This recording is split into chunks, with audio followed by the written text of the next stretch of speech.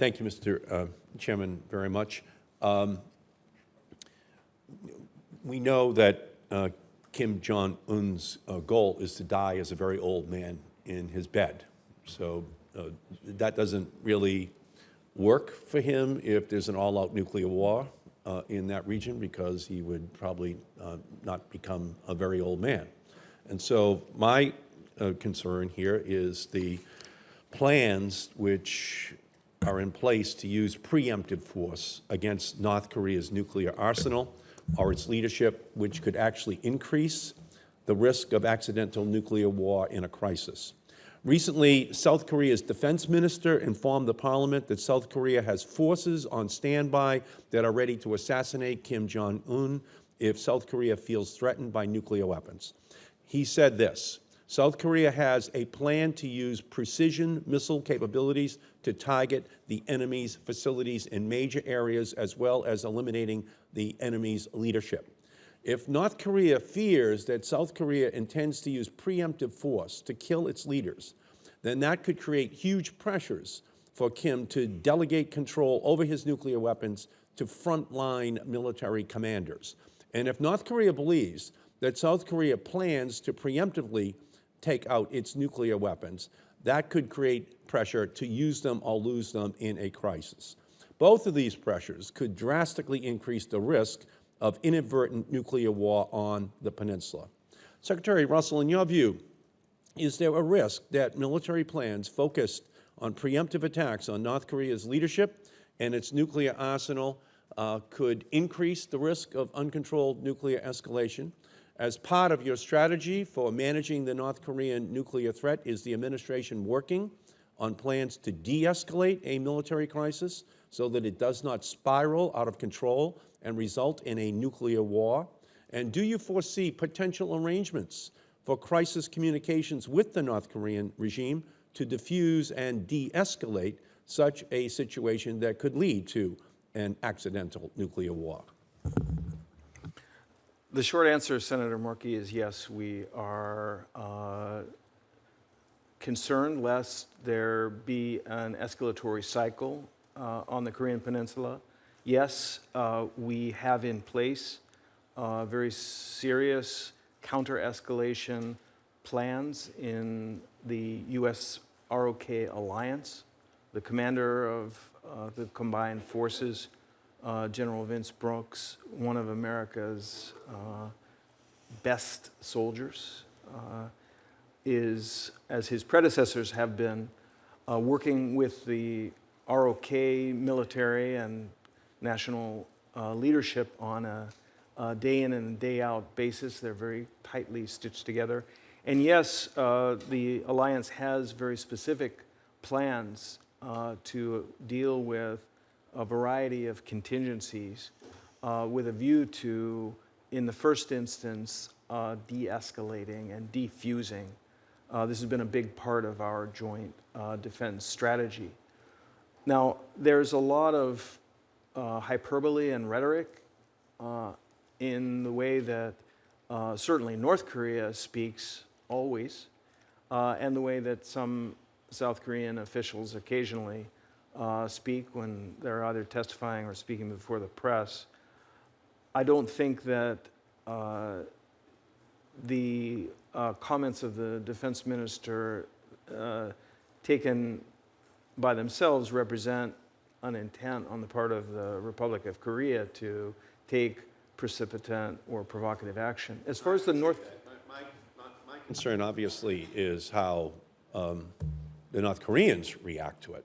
Whether or not South Korea intends on doing it is separate from the paranoia that's induced in an individual or a group of people that could then lead to an escalation. That's what we were always concerned about during the Cold War between the U.S. and USSR. It was an escalation of rhetoric that then could be used, unfortunately, by those that would think that nuclear weapons are usable. And so that's always a concern.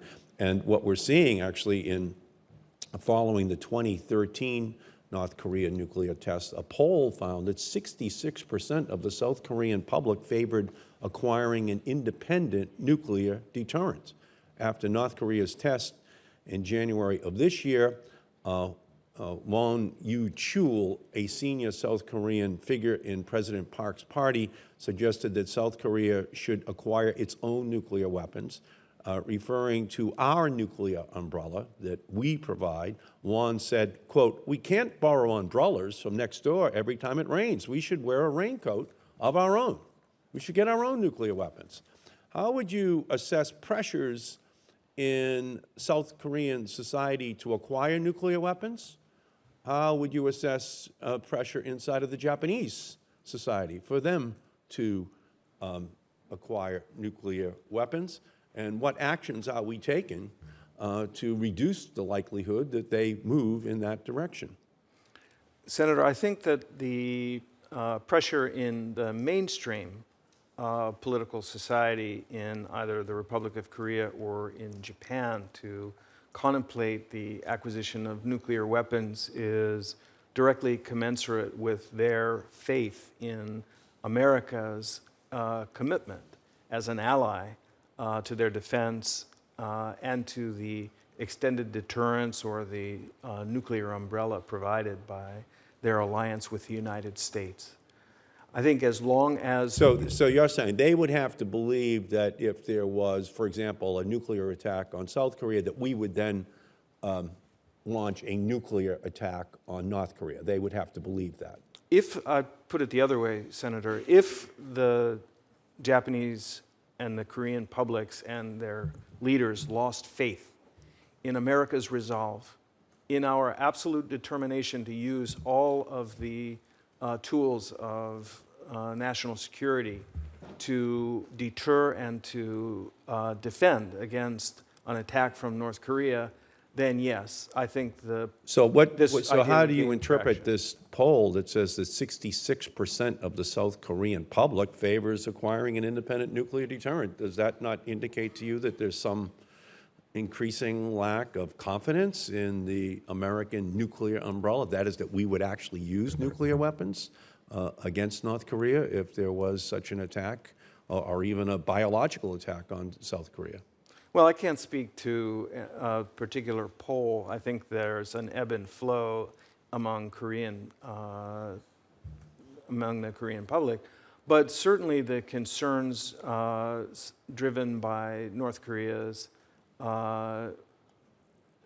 pattern of and tempo of testing is driving anxiety. However, steps by the United States, such as the strong message of reaffirmation of our alliance commitments that President Obama made in his immediate phone calls to both President Park and to Prime Minister Abe, the deployment of our strategic bombers to the Korean Peninsula, the plans for bilateral and trilateral exercises, and the other manifestations of America's unshakable determination to defend and protect ourselves and our allies, I believe keeps that kind of thinking. So you're saying that we're sending strong signals that we would use nuclear bombs on North Korea, and that we're assuring the South Koreans that they don't have to have their own nuclear deterrent, because we would use them in the event that there was a nuclear attack on South Korea. Is that what you're saying? No, Senator, what I'm saying is that we're giving enough confidence to our allies. Confidence that what? That we would do what? That our deterrence, our nuclear weapons, umbrella, that our nuclear bombs, and that our willingness to utilize the full range of U.S. that we would be. That's what I'm saying. That programs. We are giving them confidence that we would use nuclear bombs against North Korea. Is that what you're saying? I'm not going to say. I leave it to the president to decide if and when the United States is going to use a nuclear weapon. What I'm saying is... But that's what I'm hearing you say. Those are exactly the words that you're using. You're not saying nuclear bomb, but you're using every other word but that to describe the use of a nuclear bomb. The way that, Senator, that I think it should be understood is that the certainty on the part of the DPRK that the United States would either prevent their use of nuclear weapons or retaliate in a devastating manner is an effective deterrent, and the credibility of the U.S. deterrent is such that neither government intends to pursue nuclear I guess weapons. what I would say is we should really intensify our efforts to make sure that there's no accidental situation that develops that could increase tensions, that we're working very closely, that we're creating close communications with the North Korean government in terms of the deployment of their weapons so that we don't have that accident and we don't have to ever have to use a nuclear weapon ourselves against the North Koreans, because we don't know where that would end. Thank you, Mr. Chairman, very much.